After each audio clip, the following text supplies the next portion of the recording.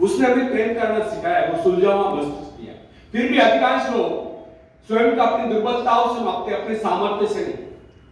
ये बहुत कम लोग सोचते कि हम में कितनी शक्ति है। हाँ, हम में कितनी दुर्बलता है इसका हिसाब फटाफट लगा लेंगे।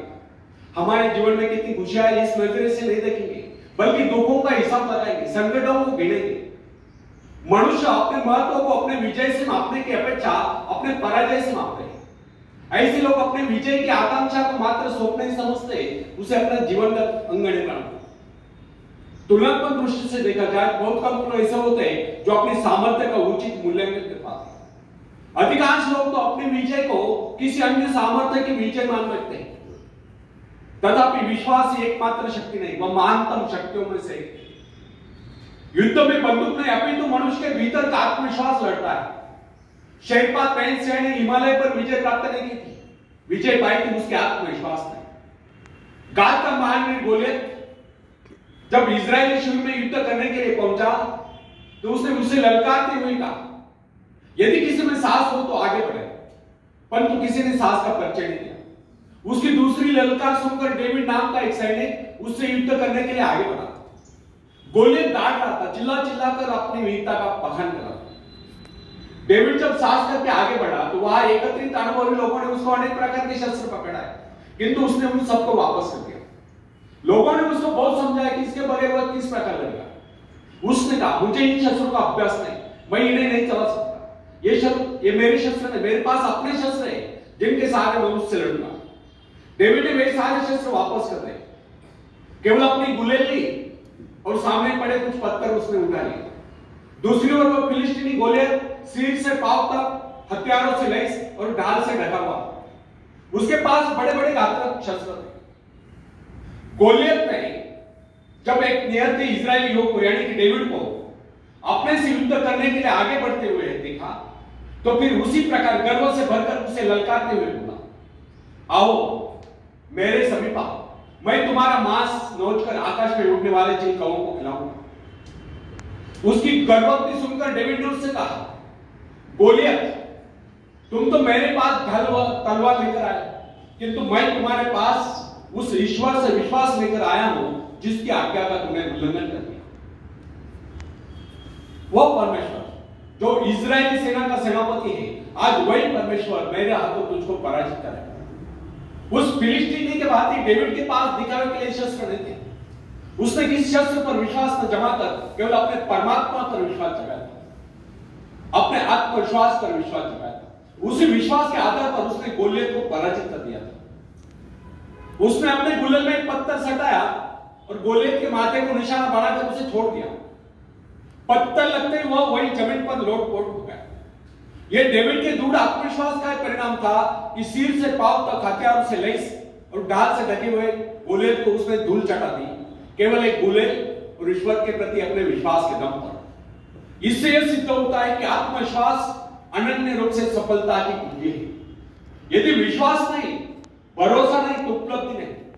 विश्वास जितना दृढ़ होगा, विजय की संभावना उतनी अधिक होगी।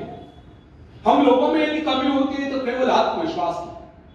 हम लोगों में भावना नहीं होती कि हमारे भीतर जो ईश्वर आत्मविश्वास के रूप में बैठा हुआ है वो संसार की सबसे बड़ी शक्ति है, वह शक्ति हमारी सहायक है। जो व्यक्ति आत्मविश्वासी होता है उसके लिए कोई भी कार्य असंभव नहीं।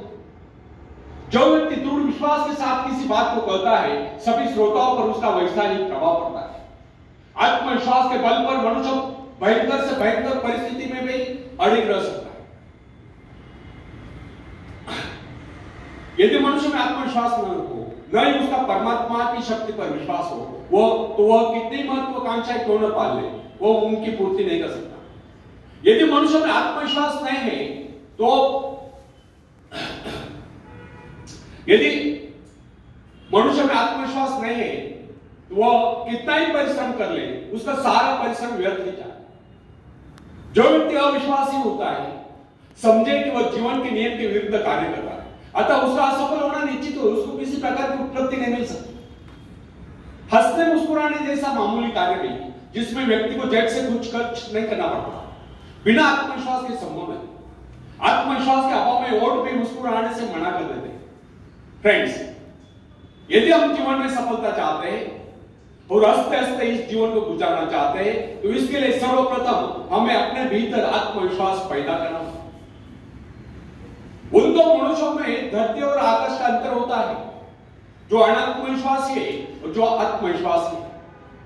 जो व्यक्ति आत्मविश्वास रहित होता है उसका जीवन ऊपर की ओर उठ नहीं सकता, जबकि जो व्यक्ति आत्मविश्वासी होता है उसका जीवन ऊपर को उठे बिना नहीं रह सकता। संसार में जितने भी महान कार्य जिस किसी ने किए हैं वे सब साहस के आधार पर ही हुए और किए गए। आत्मविश्वासी व्यक्ति के शब्दकोश में असंभव शब्द होता नहीं। जो लोग अपनी शक्तियों का अनुमान नहीं लगाते, जिनके जीवन की आकांक्षा मात्र खाने पीने तक ही सीमित रहते हैं, जो ये नहीं जानते कि उन्हें इस धरती पर परमात्मा ने किसी कार्य विशेष के लिए भेजा है या उनकी इच्छा कोई कार्य विशेष करने की थी, वे लोग न तो आज तक संसार में कुछ कर पाए हैं, ना ही भविष्य में कुछ कर पाएंगे। मेरे पास एक नवयुवक का पत्र है, वो लिखता है, मैंने अब तक कुछ कर पाया है, ना ही भविष्य में कुछ पाने की आशा। मैं सदा से ही अभागा रहा। मैंने जीवन में भूले किए। जो कुछ भी कार्य करने का मैंने प्रयत्न किया उसमें लगभग मैं असफल ही रहा।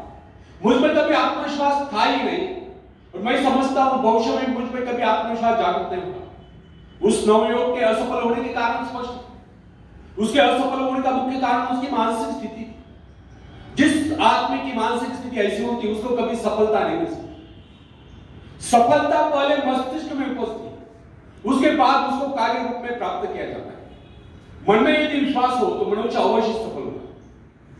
जिसके मन में यह विश्वास आ गया कि वह विजयी है, सफल है, और दुनिया का कोई ऐसा कार्य नहीं जिससे वह अंजाम दे सके, तो सफलता है उसके कदम चुनती है, वह व्यक्ति सफल है।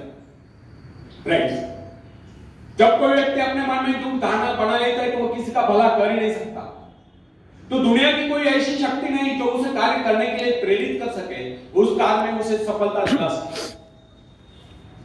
जब हम जीवन में सफलता की बात सोचते हैं तो उससे पूर्व हमें अपने विजयदायी शक्ति पर विश्वास होना चाहिए। हमको अपने पर पूर्ण विश्वास होना चाहिए, और जो कार्य हम करें पूरे दिल से करें, अनमने होकर नहीं, तभी हम उस पर विजय प्राप्त कर सकते हैं।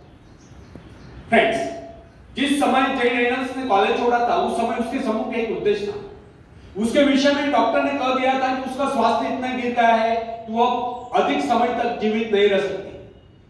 यहां तक कि उन्होंने उसके जीवन की अवधि अधिकाधिक 6 मास की निर्धारित कर दी।